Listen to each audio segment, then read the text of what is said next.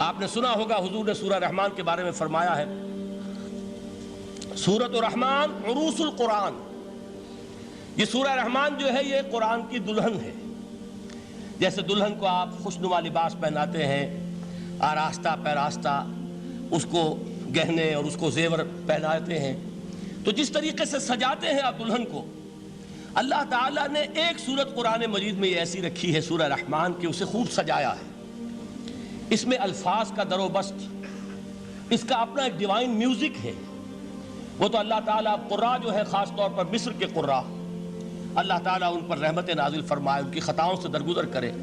جس طرح قرآن کے انٹرنسک میوزک کو انہوں نے واضح کیا ہے.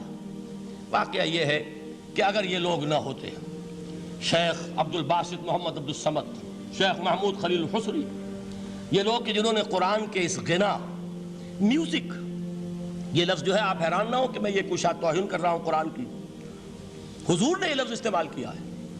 تغنو، اس قرآن کو اچھی سے اچھی خوشلہانی کے ساتھ پڑھو. من لم یتغن بالقرآن فلیس منا، جو قرآن کو بہتر سے بہتر انداز میں، اچھی سے اچھی آواز میں، خوشلہانی کے ساتھ پڑھنے کی کوشش نہیں کرتا، وہ ہم میں سے نہیں ہے. بلکہ ایک مرتبہ حضور رات کے وقت آپ گشت پر تھے اپنے ساتھیوں کے حالات معلوم کرنے کے لیے. حضرت ابو موسیٰ اشعری رضی اللہ تعالیٰ عنہ ایک صحابی ہیں، ان کے گھر کے پاس سے گزر ہوا، وہ رات کو تہجد پڑھ رہے تھے، کھڑے ہوئے کیف کے عالم میں قرآن تلاوت کر رہے ہیں. حضور کو بہت پسند آئی ان کی قرات، کافی دیر تک وہاں کھڑے سنتے رہے. اب انہیں کیا پتا کون سن رہا ہے. بالکل اسی طرح سمجھ لیجئے ایک بات یاد آئی ہے. حضور فرماتے ہیں کہ جس طرح کان لگا کر اللہ قرآن کو سنتا ہے، کسی چیز کو نہیں سنتا. ہمیں نظر نہیں آتا نا، ہمیں معلوم نہیں. ہم قرآن پڑھ رہے ہیں تو سننے والا کون ہے؟ سب سے زیادہ کان لگا کر خود اللہ. یہاں اس لیے مجھے یاد آیا کہ ابو موسیٰ اشعری کو کیا پتا تھا کہ کون سن رہا ہے. وہ اپنی کیفیت میں نماز میں تہجد میں قرآن کی تلاوت کر رہے تھے، اور ظاہر بات ہے ان کے گھر ایکڑوں میں بنے ہوئے نہیں تھے، ایک ایک کمرہ، ایک ایک کوئی حجرہ، ایسے ہی تو گھر تھے نا صحابہ کے. لہذا حضور پاس سے گزرے، آواز آئی، کافی دیر سنتے رہے. اس کے بعد آپ تشریف لے گئے، صبح فجر میں ملاقات ہوئی تو حضور نے تحسین کے انداز میں فرمایا، یا ابا موسیٰ انک قد اوتیت مزمارا من مزامیر آل داؤد. اے ابو موسیٰ، تمہیں تو آل داؤد کے سازوں میں سے ایک ساز اللہ نے عطا فرما دیا ہے.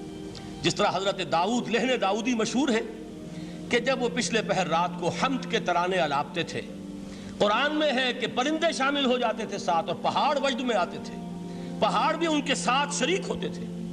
تو جس طرح کا اللہ نے ان کو لہن عطا فرمایا تھا، حضور نے تحسین کے انداز میں فرمایا، ہے ابو موسیٰ اشعری، اللہ نے تمہیں بھی آل داؤد کے سازوں میں سے ایک ساز عطا فرمایا.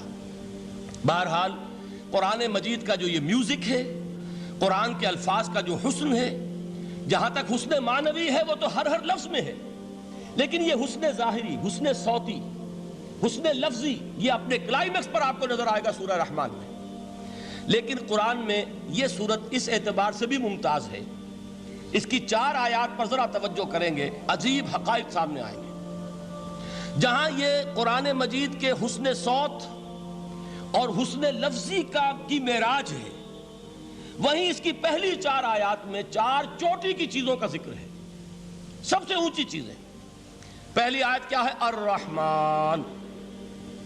ایک آیت ہو گئی. رحمان کیا ہے؟ اللہ کا نام ہے. کبھی آپ نے غور کیا اللہ کے ناموں میں سب سے پیارا نام کون سا ہوگا؟ رحمان. کیوں؟ اس کا مادہ کیا ہے؟ رحمت. ہمیں سب سے بڑھ کر جس چیز کی ضرورت ہے وہ کیا ہے؟ رحمت خداوندی. نام اچھی طرح سن لیجئے اس حضور کے قول کو. حضور فرماتے کوئی شخص جنت میں مجرد اپنے عمل کی بنیاد پر داخل نہیں ہو سکے گا جب تک کہ رحمت خداوندی دستگیری نہ کرے. کسی صحابی نے بڑی ہمت اور جرأت کا ثبوت دیا کہ پوچھ لیا، کیا حضور آپ بھی؟ جب آپ نے فرمایا کوئی شخص داخل نہیں ہو سکتا جنت میں محض اپنے عمل کی بنیاد پر جب تک کہ رحمت خداوندی جو ہے وہ دستگیری نہ فرمائے. پوچھا گیا کیا آپ بھی؟ آپ نے فرمایا ہاں میں بھی. آپ انداز کیجئے کہ اگر محمد الرسول اللہ بھی رحمت خداوندی کے ضرورت مند ہوں تو تاب دیگراں چے رسد، ہماری تو سب سے بڑی ضرورت رحمت خداوندی ہے. اب یہ رحمت جو ہے قرآن مجید میں اللہ تعالیٰ کی یہ شان 2 الفاظ کے ذریعے سے آتی ہے، رحیم اور رحمان. اور کوئی مادہ نہیں ہے جس سے 2 نام بنتے ہوں اللہ کے. لیکن یہ مادہ ہے واحد رحمت کا کہ جس سے رحمان بھی ہے رحیم بھی ہے۔ رحیم صفت مشبہ ہے، رحمت دائم ہو جائے گی، مستقل ہوگی تو رحیم کہیں گے، اور رحمان اس میں رحمت کی ہے وہ شان ہے کہ جیسے ٹھاٹھے مارتا ہوا سمندر ہو، ہیجان کی کیفیت، طوفانی کیفیت، رحمت خداوندی کا طوفانی جوش، وہ ہے رحمان۔ آپ تو رہتے اس علاقے میں ہیں، آپ کو معلوم ہے عرب اگر بھوکا مرا جا رہا ہو تو کیا کہے گا؟ انا جوعان۔ پیاسا مرا جا رہا ہو انا عطشان۔ بہت غضبناک ہوگا غضبان، غضبان آصفہ قرآن میں آیا ہے، بہت غضبناک۔ رحمان جس کی رحمت جو ہے جوش میں ہے، ٹھاٹھے مارتے ہوئے سمندر کے مانند۔ تو یہ اللہ تعالیٰ کے ناموں میں سب سے پیارا نام۔ اب آگے چلیے، الرحمن علم القرآن، رحمان نے قرآن سکھایا۔ رحمت خداوندی کا سب سے بڑا مظہر، رحمان کی رحمانیت کا سب سے بڑا مظہر قرآن ہے۔ ان میں جو منطقی ربط ہے اس کو سمجھتے جائیے۔ اچھا آپ یہ سوچئے، جو علم بھی انسان کو حاصل ہوا وہ کس نے دیا؟ اللہ نے۔ سائنس کا علم کس نے دیا؟ اللہ نے۔ علم آدم الاسماء کلہا، وہ علم الاسماء جو حضرت آدم کو دے دیا گیا تھا ازل میں، یہ اسی کا ظہور ہے، یہ اسی کی ایکسفولیشن ہے جو ہو رہی ہے اور ہوتی رہے گی ابھی۔ اور دوسرے علم ہے وہ کس نے دی؟ اللہ نے دی۔ لا یحیطون بشیء من علمہ الا بما شاء، مخلوق میں سے کوئی اللہ کے علم میں سے کسی شے کا احاطہ نہیں کر سکتا مگر وہ جتنا اللہ دینا چاہے۔ لیکن یہ کہ تمام علوم میں چوٹی کا علم قرآن، نوٹ کرتے جائیے، اب چوٹی کی چیزیں جمع کیجئے۔ اللہ کے ناموں میں چوٹی کا نام رحمان، اللہ نے جو کچھ انسان کو سکھایا اس میں چوٹی کا علم قرآن۔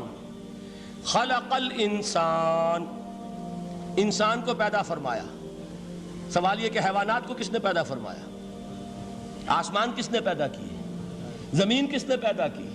فرشتے کس نے پیدا کیے؟ کیا مطلب خلق الانسان؟ اس کی تمام مخلوقات میں اس کا کلائمیکس، اس کی تخلیق کی معراج، اس کے تخلیق کا نقطہ عروج انسان ہے۔ یہ ہے کہ جو مسجود ملائک بنا ہے۔ وَلَقَدْ كَرَّمْنَا بَنِي آدَمَ وَحَمَلْنَاهُمْ فِي الْبَرِّ وَالْبَحْرِ وَرَزَقْنَاهُمْ مِنَ الطَّيِّبَاتِ وَفَضَّلْنَاهُمْ عَلَى كَثِيرٍ مِّمَّنْ خَلَقْنَا تَفْضِيلًا۔